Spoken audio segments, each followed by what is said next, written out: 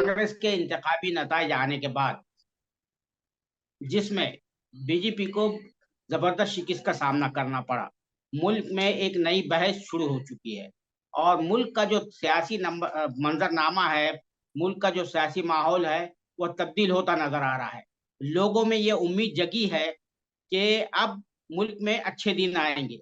अच्छे दिन से मेरी मुराद ये है कि मुल्क में वही जो पुराना कम्युनल हार्मनी का जो माहौल था, बहामी को बकाए बहाम या म्यूचुअल को एग्जिस्टेंस का जो माहौल था, वो दोबारा बहाल होगा। इस तरह की उम्मीदें लोगों में पैदा होना शुरू हुई है।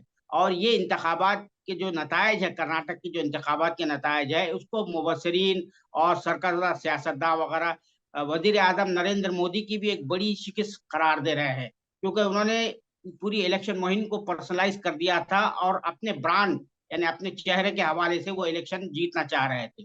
लेकिन जो नताए सामने आए, वो बहुत ही जो है जो हल्के सेकुलर हल्कों और जो अवाम है, उनके लिए बड़ी हौसला अफजा है, जो महंगाई और दीगर मसाइल से परेशान थे। उसी हवाले से, उसी मौजू के हवाले से बात करने के लिए हमारे साथ मुल्क के लीडिंग पॉलिटिशियन, साइंसदान जनाब यशवंत सिन्हा साहब हैं, जो 1960 के बैच के आईएएस ऑफिसर भी हैं और बीजेपी में एक बड़े रहनुमा थे। वो बीजेपी के एक बड़े रहनुमा थे। वो मुख्तलिफ वजारतों में भी शामिल रहे, यानी उनके पास खारजा का भी कलमदान था, उसके बाद फाइनेंस का भी कलमदान था। तो ये यशवंत सिन्हा साहब जो है अपनी एक बेबाकाना राय भी रखते हैं, और उन्हें ये वाहिद सियासतदान है जिन्हें ये बार बार ये बात कहते रहे हैं कि मोदी साहब जो है इनविंसिबल नहीं है, नाकाबिल तस्खीर नहीं है, उन्हें मात दी जा सकती है, उन्हें शिकस्त दी जा सकती है। इसी हवाले यशवंत सिन्हा साहब जो है साबिक वजीर खारजा भी हैं, साबिक वजीर मालियात भी हैं, और बीजेपी के जो कद्दावर कायदीन है, लीडर्स है, उनमें उनका शुमार होता था। लेकिन उन्होंने जो हालिया हादसे में बीजेपी से जो है सुपुर्दोशी इख्तियार कर ली, फासला इख्तियार कर लिया। आइए हम उनका हमारे इस आपकी बात प्रोग्राम में इस्तकबाल करते हैं, खुशामदीद कहते हैं। मोहतरम यशवंत सिन्हा साहब, आप तबीयत की नासाजी के बावजूद हमारे इस प्रोग्राम आपकी बात में शामिल हुए, आपका बहुत बहुत इस्तकबाल है, खैर मकदम है। हम आपका शुक्रिया अदा करते हैं, आप हमारी दावत पर आए, शामिल हुए। मैं सबसे पहले ये जानना चाहता हूँ कि कर्नाटक के जो रिजल्ट्स आए हैं, जो जिस तरह से उसका मुख्तलिफ अंदाज से जो है उसका तजिया किया जा रहा है, एनालिसिस किया जा रहा है, मुख्तलिफ अंदाज से उसकी जो है तो नताइज अक्स किए जा रहे हैं, उस पर आपका क्या टेक? मदद, बहुत शुक्रिया कि आप मुझसे बातचीत कर रहे हैं और आपने मेरा इस्तकबाल किया। पहला जो मैं जवाब देना चाहता हूँ आपके सवाल का, वो ये है कि कर्नाटका के चुनाव में प्रधानमंत्री मोदी जी ने अपनी सारी ताकत झोंक दी और जैसे डूबते को सहारे का, तिनके का सहारा होता है डूबने वाले के लिए, उसी तरह मोदी जी ने हर उस तिनके का सहारा लिया जिससे उनको लगा कि उन्हें चुनावी फायदा होगा, जिसमें बजरंगबली की जय बोलना भी शामिल था। आपने जिक्र किया इस बात की, कहा कि मैं भारतीय जनता पार्टी में था, मैं अटल बिहारी वाजपेयी की भारतीय जनता पार्टी में था और उन्हीं की सरकार में मैं ऊंचे ऊंचे मंत्री के पदों पर रहा। मैं कल्पना भी नहीं कर सकता हूँ इस बात की कि अटल बिहारी वाजपेयी एक चुनावी सभा में जाते और वहां जय बजरंगबली का नारा लगा जैसे आज के प्रधानमंत्री जी ने किया। कहने का मेरा मकसद ये है कि उन्होंने पूरी अपनी ताकत झोंक दी कर्नाटका के चुनाव, और उसका असर लोगों के मानस पर नहीं पड़ा, जिसका नतीजा ये हुआ कि बीजेपी की जो रूलिंग पार्टी थी उसकी करारी शिकस्त थी और कांग्रेस पार्टी की शानदार जीत, मामूली जीत नहीं हुई, शानदार जी जीत। जी जी जी। और मैं मानता हूं कि कर्नाटका के चुनाव से जो हमें सबक लेना चाहिए, दो तीन। पहला सबक तो ये है कि मोदी मैजिक,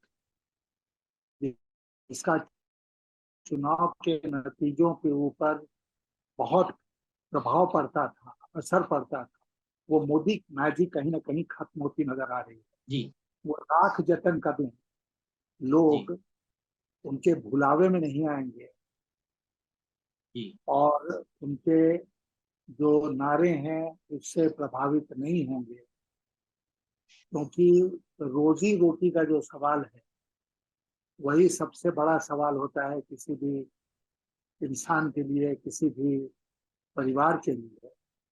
तो आज जनता रोजी रोटी के सवाल से जूझ रही है। तो इसलिए उसको बजरंगबली की जय से न मतलब नहीं है, आप उसको सब विभाग दिखाइए, उससे उसको मतलब नहीं है। और वो देख चुकी है कि 9 साल में आपने क्या किया।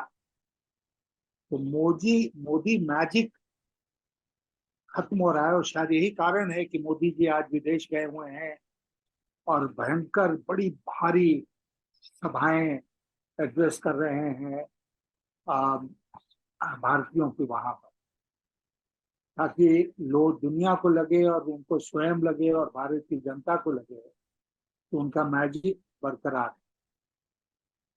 दूसरा जो मैं सबक लेता हूँ कर्नाटका के चुनाव से, वो ये है, क्योंकि इसकी बहुत चर्चा है आज देश में और बहुत लोग लगे हैं इसको अमली जामा पहनाने में, वो है विपक्षी पार्टियों का एक होना। सब लोग ये कह रहे हैं कि विपक्षी पार्टियों को एक हो जाना। मैं इसके ठीक उल्टा उल्टी राय रखता हूँ। मुझे लगता है कि आप देश के राजनीतिक मैप को देखें, सियासी मैप को, तो आप पाएंगे कि लगभग हर प्रदेश में कौन बीजेपी को टक्कर दे सकता है ये तय हो चुका है।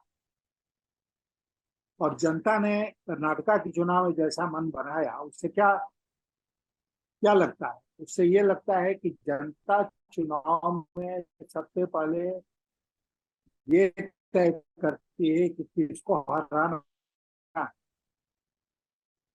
चाहे वो कैंडिडेट हो या पार्टी हो। जैसे कर्नाटका में उन्होंने तय कर दिया कि बीजेपी को हराना है, बीजेपी की सरकार को विदा करना। तब वो फिर सोचती है कि इसको कौन हरा सकता है। तो कर्नाटका के चुनाव में उनको लगा कि बीजेपी को कांग्रेस पार्टी हरा सकती है, तो सब लोगों ने खूब वोट दिया कांग्रेस पार्टी को। क्योंकि आपको याद होगा कि चुनाव के नतीजे आने के पहले सारे लोग यही कहते थे कि वहां ट्रायंगुलर कॉन्टेस्ट, क्योंकि वहां पर जेडीएस है और लोगों को लगता था कि पता नहीं किसी को मेजोरिटी मिलेगी नहीं मिलेगी, हंग असेंबली मिलेगी। बीजेपी के जो लोग थे वो ये कहते थे कि या तो हमको मेजोरिटी मिलेगी या हंग असेंबली आएगी, लेकिन ये कभी नहीं कहते थे कि कांग्रेस पार्टी को मेजोरिटी आ सकती। तो जब जनता ने मन बना लिया कि बीजेपी को हराना है और कांग्रेस पार्टी ही इसको हरा सकती है, तो उन्होंने खूब वोट डाले कांग्रेस पार्टी को, जिससे कि नुकसान बीजेपी का भी हो और जेडीएस का भी। और ये पहला एक्सपीरियंस नहीं है, अनुभव नहीं है देश में।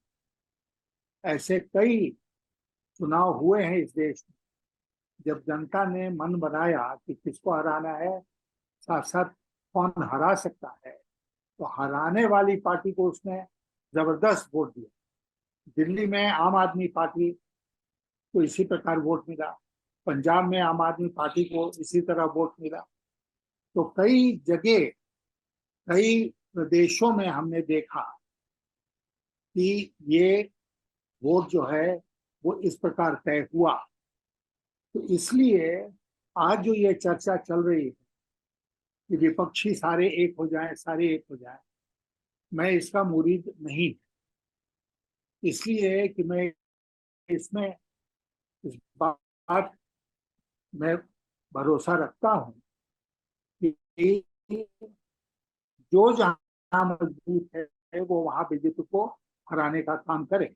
और आपको मैंने कहा कि आप देश के पॉलिटिकल मैप को देखें तो केरला में बीजेपी तो है ही नहीं, वहां तो एलडीएफ यूडीएफ है।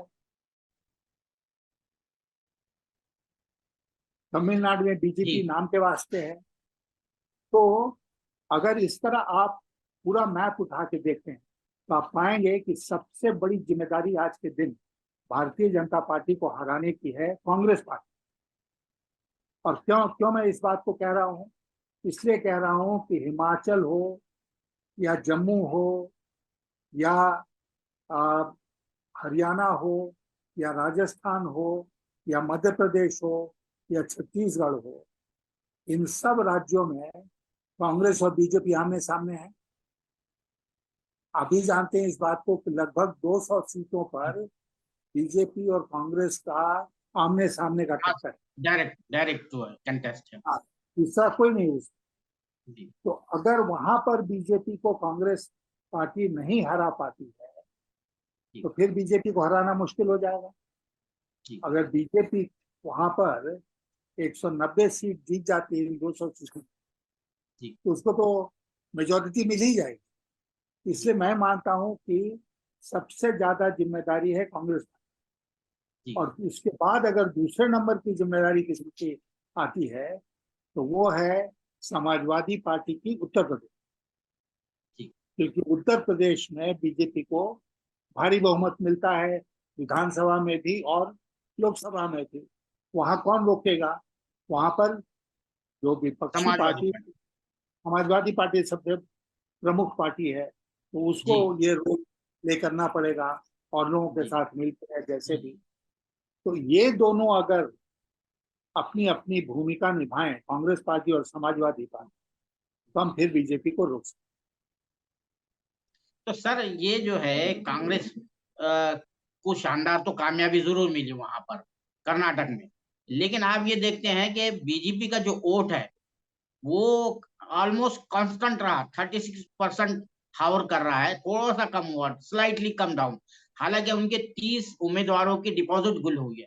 तो ये जो मुल्क में फिरका परस्ती है, कम्युनलिज्म है, इसको किस तरह से लड़ा जाए ये, और इसका ज्यादा असर जो है ये नॉर्थ में है, खासतौर पर यूपी में है। UP is the hot bet of communalism जो बना हुआ है, वहीं से आवाजें निकलती है। तो ये जो है कम्युनिज्म का जो जहर जो जड़ों में डाल दिया गया है, इसको कैसा ये जहर को खत्म किया जा सकता है सर? क्योंकि आप आरएसएस और बीजेपी में आपका काफी वो रहा है, अरसे से रहे हैं, फिर आपका एडमिनिस्ट्रेशन में भी जो तजुर्बा रहा है बीइंग आईएएस ऑफिसर, फिर आप देखा कि आप जो है प्रेसिडेंशियल कैंडिडेट भी बनाए गए थे अपोजिशन की तरफ से। आपने बड़ी बहादुरी से और बहुत ही आर्टिकुलेट अंदाज में वो इलेक्शन लड़ा। तो ये सब चीजें जो है आपके सामने है, आपकी तजुर्बात है, उसकी रोशनी में ये कम्युनिज्म का जो जहर है वो उसको किस तरह से दूर किया जा सकता है, उसको मुख्तलिफ इंस्टीट्यूशनलाइज किया जा रहा है। हैं। देखिए, कम्युनलिज्म का जो जहर है ना, ये ज्यादा दिन नहीं चलने वाला। ये चला 2014 के चुनाव में, जी 2019 के चुनाव में। जी उसके मैं लिए आप बराबर कहते हैं कि स्टूडेंट मैंडेट, बीच में कह रहा हूँ, स्टूडेंट मैंडेट कहते हैं आप, चुराया गया मैंडेट कहते हैं 2019 वो मैं कहता 2019 हूँ के। जी हाँ हाँ, मैं क्यों कहता हूँ कि स्टोलन मैंडेट था? हाँ वो इसलिए कहता हूँ कि अगर पुलवामा और बालाकोट नहीं हुआ होता तो 2019 का चुनाव ही अलग होता। लेकिन पुलवामा और बालाकोट, और पुलवामा के बारे में कौन बेहतर जानता है? सत्यपाल मलिक से, जो उस समय गवर्नर थे जम्मू और जी कश्मीर। जी उन्होंने जो हाल में बातें कही हैं, जो बात बहुत पत्रकार और बहुत दूसरे लोग बहुत पहले से कहते आ रहे। तो अब मैं और मेरे जैसे कई लोग पहले से कह रहे थे कि 2019 के चुनाव के ऊपर पुलवामा और बालाकोट का बहुत असर पड़ा था। मुझे एक वाकया याद आता है कि मैं अपने गांव में था, हजारीबाग झारखंड में है। और वहां चुनाव के दरमियान एक फैमिली मुझसे मिलने आई, पति पत्नी और छोटा एक बच्चा था 10 साल का। तो जैसे होता है कि माता पिता अपने बच्चे को आगे करना चाहते हैं कि इसको लोग अप्रिशिएट करें, तो वो माता पिता मुझसे कहने लगे कि देखिए सर, ये बच्चा क्या बोलता है। फिर वो बच्चे को कहने लगे कि बोलो बोलो दादाजी को बताओ, तुम हम लोगों को क्या बोलते हो, किसको वोट दोगे तुम इस चुनाव में। तो उस बच्चे ने कहा कि मोदी को वोट देंगे। फिर उन्होंने पूछा क्यों मोदी को वोट दोगे।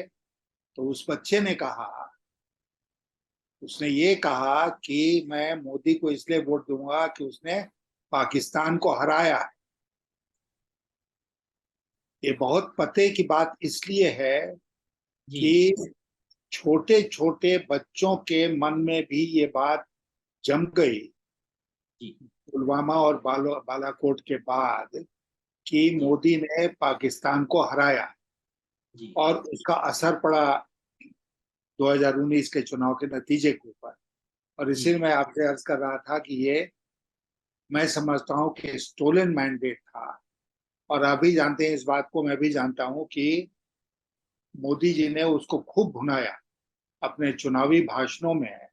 उन्होंने पुलवामा और बालाकोट का जिक्र किया, खूब भुनाया, और उसका असर पड़ा देश की जनता के ऊपर। तो लेकिन 2024 में ये नहीं चलेगा। हम लोग बात कर रहे थे कम्युनल पोलराइजेशन की, कि वो भी नहीं चलेगा। ये राष्ट्रीय सुरक्षा का, सिक्योरिटी का मुद्दा है, ये भी नहीं चलेगा, क्योंकि ये दोनों मुद्दों को ये लोग भुना चुके हैं जी 2019 के चुनाव में। जी और जी काठ की हांडी जैसे बार बार नहीं चढ़ती है, जी जी इसलिए इस बार नहीं चढ़ी।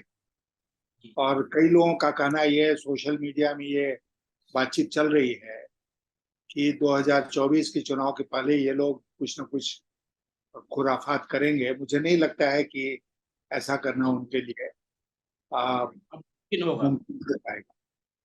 जी जी। इसीलिए अच्छा सर। जी 2024 का चुनाव 2019 की तर्ज पर नहीं लड़ा जाएगा। नए जी। मुद्दे होंगे, नए लोग होंगे, और इन सब के आधार पर वो चुनाव होगा। अच्छा सर, ये आपने बहुत ही प्रैक्टिकल जो है एक स्ट्रेटेजी बताई है कि जहां पर जो अपोजिशन पार्टी मजबूत है उसको वहां कैंडिडेट खड़ा करना चाहिए, 1 to 1 के बजाय। ये बहुत ही प्रैक्टिकल लगता है। लेकिन राहुल गांधी साहब बार बार कहते हैं और भी दूसरे अपोजिशन के लीडर कहते हैं कि जो इंस्टीट्यूशंस है, इंस्टीट्यूशन में जो है उन्होंने अपने लोगों को भर दिया है। आपने देखा कि इलेक्शन कमीशन किस तरह से काम कर रहा है, अदलिया का रवैया कई मामलों में किस तरह से होता है, दीगर जो इदारे हैं जिस तरह से काम कर रहे हैं। फिर उधर मसल पावर भी है, मनी पावर भी है, एडमिनिस्ट्रेशन भी उनके हाथ में है। तो क्या वो आप समझते हैं कि ये आवाम की ताकत जो है, आप कह रहे हैं कि आवाम इनको उखाड़ फेंकेंगे, ये उसको वो करने देंगे, कामयाब होने देंगे इस चीज को? देखिए, मैं मानता हूं कि पैसे की ताकत उनके पास है, सरकारी ताकत उनके पास है, जिसमें मैं जी इलेक्शन कमीशन को भी शामिल करता हूं।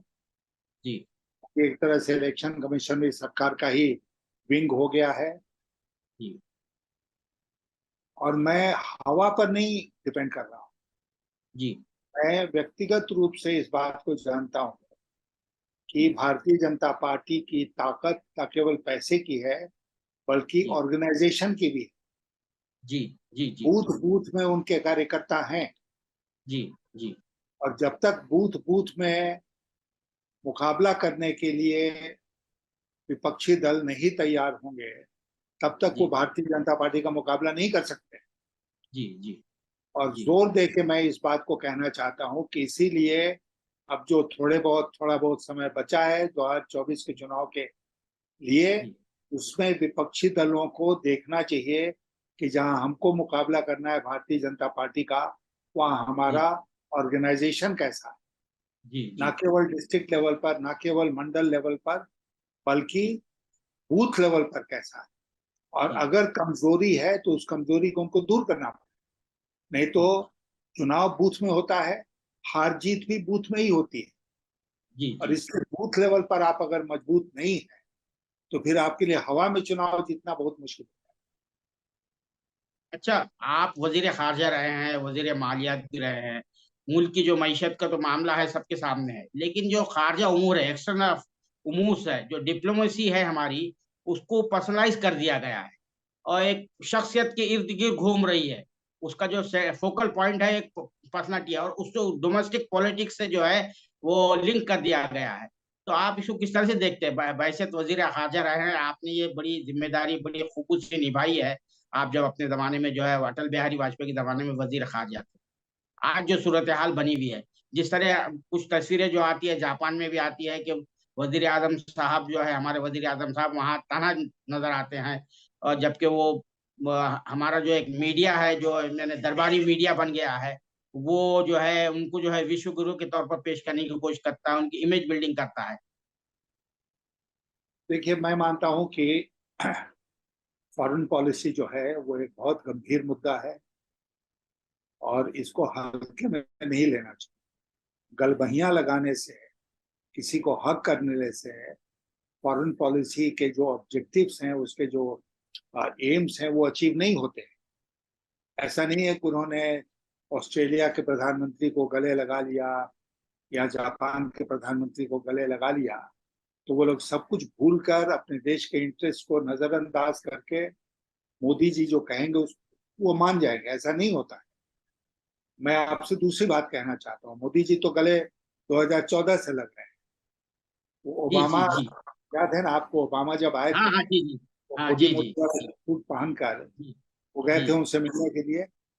जी और बड़े गले लगे थे ओबामा के साथ। जी ट्रम्प के जी साथ सिर्फ ज्यादा गले लगे थे। जी। अब की बार ट्रम्प सरकार भी हुआ था। हम्म, तो ये सब अब ट्रम्प और ये ओबामा कहाँ चले गए? अब तो वहां बाइडेन आ गए। जी हमारे देश में परिवर्तन नहीं भी हो, उन देशों में तो परिवर्तन हो गया। जी तो ये तो आते जाते लोग हैं ना। जी जी। प्रजातंत्र में, हाँ, डेमोक्रेसी और में किसी का मुस्तकल नहीं होता है। जी कोई बराबर के लिए नहीं होता है। तो जी इसलिए जी वो लोग बदलेंगे, हमारे यहाँ नहीं भी बदले वो लोग बदलेंगे। तो फिर से नए सिरे से मोदी जी को गले लगना पड़ेगा। जी गले लगना पड़ेगा या लोग समझते हैं गले पड़ते हैं, ये कहना मुश्किल है। लेकिन मैं मानता हूं कि विदेश नीति में आपके जो व्यक्तिगत संबंध किसी से बने हैं उसका बहुत कम प्रभाव पड़ता है उस देश की विदेश नीति के ऊपर। और मैंने खुद देखा है कि जब अटल बिहारी वाजपेयी देश के प्रधानमंत्री थे तो लोग कैसे उनसे मिलते थे, कितनी उनकी इज्जत करते थे। लेकिन उसका ये मतलब थोड़ी होता था कि अपने इंटरेस्ट को वो दरकिनार कर देते। जी। या डॉक्टर इग्नोर कर। मनमोहन सिंह देश के प्रधानमंत्री रहे 10 साल। उस समय के प्रेसिडेंट यूएस ने कहा था कि बहुत विद्वान आदमी है, कहा था ना मैं इनको गुरु मानता हूँ। ये सब उनके बारे में बातें कही गई थी। जी लेकिन न भारत ने छोड़ा अपना इंटरेस्ट, न उस देश ने अपना इंटरेस्ट छोड़ा। जब हार्ड टॉक होगा तो उसमें दोनों पक्ष अपने अपने इंटरेस्ट को न केवल बचाने की कोशिश करेंगे बल्कि आगे बढ़ाने की कोशिश करेंगे। जी और जब कहीं दोनों के देशों के इंटरेस्ट में कॉन्फ्लिक्ट होगा तो जी दोनों देश अड़ेंगे उस मुद्दे पर। इसलिए आपने ठीक कहा कि डिप्लोमेसी और फॉरेन पॉलिसी ये दोनों आज के युग में एकदम पर्सनलाइज हो गई।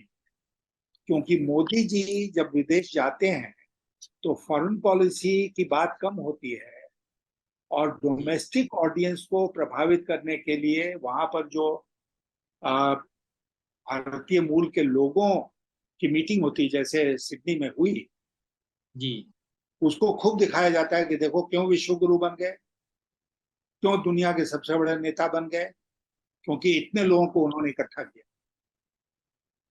मैं आपसे पूछना चाहता हूं कि सिडनी में जो कार्यक्रम हुआ उसको किसने ऑर्गेनाइज किया था?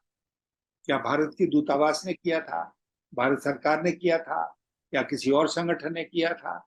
उस संगठन ने किया था, उस संगठन का नाम क्या है, उसके रिसोर्सेज क्या है, कितने पैसे खर्च हुआ उसको ऑर्गेनाइज करने में? और पैसे की बात छोड़ दीजिए, वो जो उन्होंने स्टेडियम बुक किया उस स्टेडियम का खर्चा कितना आया? तो ये सब सवाल उठते हैं। लेकिन हमारे मुल्क में अब सवाल पूछने का रिवाज ही खत्म हो गया है। खत्म हो गया, आपके दरबारी जैसे, मीडिया बन गया है। हाँ, जी आपके जैसे कुछ लोग हैं जो सवाल पूछते हैं, बाकी जी। लोग सवाल पूछने को भी तैयार नहीं है। सही सही। हाँ, हाँ में हाँ मिलाने की बात करते हैं। तो इसीलिए ये सवाल जो हैं और इन सवालों के जो जवाब हैं ये देश की जनता के सामने नहीं आ रहे हैं। वो आएंगे तो चौंकाने वाले होंगे, इसलिए नहीं आ तो रहे हैं। सर बीच में मैं इंटरप्ट कर रहा हूँ। हमारे पास जो फॉरेन पॉलिसी का मामला है, तो वो चंद ही पॉलिटिकल पार्टीज बोलती है, या कांग्रेस बोलती है या कम्युनिस्ट पार्टी यहाँ बोलती है। बाकी जो दीगर जो पार्टियां हैं वो इस इशू पर बिल्कुल खामोश रहती है। तो उसके नतीजे में एक फ्री फील्ड मिलता है। तो आप क्या नहीं कहेंगे नहीं, इसको? ये हाँ, मैं अक्सर मैं मैंने देखा हूँ। जी। नहीं, मैं मानता हूँ खामोश नहीं रहना चाहिए। जो हाँ। लेजिटिमेट सवाल हैं, जी। उन सवालों को उठाने का काम करना चाहिए पॉलिटिकल पार्टीज को, पार्लियामेंट में भी और पार्लियामेंट के बाहर। अब अच्छा। जैसे विदेश नीति की जी। बात हो रही, जी। चीन तो कब्जा करके बैठा है हमारी जमीन पर, जी। बैठा है ना? जी। जी। जी। तो बैठा है तो उसके बारे में विश्व गुरु क्या कर रहे हैं? उन्होंने विश्व जापान के ऊपर, विश्व गुरु ने जापान को अपनी तरफ कर लिया, उस पर कब्जा कर लिया। पपुआ न्यू गिनी गए, उस पर कब्जा कर लिया। ऑस्ट्रेलिया गए, वहां उसको कब्जा कर लिया। लेकिन चीन हमारे, हमारी जमीन पर जो कब्जा करके बैठा है उसके बारे में, जी। जी। ये केवल प्रचार है। विदेश जी। नीति को उन्होंने एक माहौल बना दिया है और जी। प्रचार का माध्यम। अब अच्छा, मैं ये। ऑस्ट्रेलिया के बारे जी। में आपसे एक बात कहना चाहता हूँ जी। कि क्वाड की मीटिंग ऑस्ट्रेलिया में होनी थी। जी। क्वाड में कौन कौन है? अमेरिका है, ऑस्ट्रेलिया है, जापान है और इंडिया है। ये सब मिले थे हिरोशिमा में। फिर डोमेस्टिक कारणों के चलते बाइडेन ने कहा हम ऑस्ट्रेलिया नहीं जा सकते हैं क्वाड की मीटिंग के लिए। सब नेताओं से और ऑस्ट्रेलिया के प्राइम मिनिस्टर अल्बानीज से मोदी मिल चुके थे हिरोशिमा में। तो फिर जबरदस्ती ऑस्ट्रेलिया जाने की जरूरत क्या पड़ी? वो ऑस्ट्रेलिया इसलिए नहीं गए कि ऑस्ट्रेलिया की सरकार से उनको बातचीत करनी थी। वो बातचीत तो हिरोशिमा में भी हो सकती। वो इसलिए गए कि वहां पर इतना बड़ा कार्यक्रम उन्होंने हिंदुस्तानियों का रखा हुआ था, भारतीय मूल के लोगों का रखा हुआ था, और वो चाहते थे कि वो कार्यक्रम हो और देश की जनता देखे कि मोदी जी कितने पॉपुलर हैं और कितने, कितनी बड़ी संख्या में लोग वहां पर जमा हो। मैं आखिरी एक दो सवाल है कि एक तो ये कि बाइडेन से मिलने वाले हैं। अब जो वहाँ की जो रिलीजियस कमीशन की रिपोर्ट है जो बार बार आ रही है, भारत को जो है तो कहा जा रहा है कि भाई पर्टिकुलर कंसर्न की कंट्री के कैटेगरी में डाला जाए।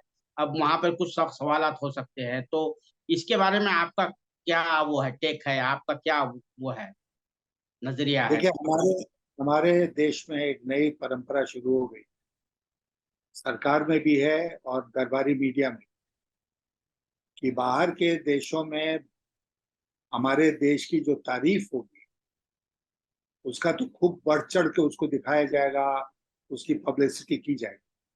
लेकिन वहां के देशों में जो शिकायत हमारी होगी उसको हम दबा के रख देंगे ठंडे वास्ते। तो इसलिए आपने जो अभी सवाल पूछा कि अमेरिका में रिलीजियस फ्रीडम को लेकर ये रिपोर्ट आई है, तो भारत सरकार ने एक प्रोफर्मा उसका प्रोटेस्ट कर दिया कि नहीं आप गलत हैं।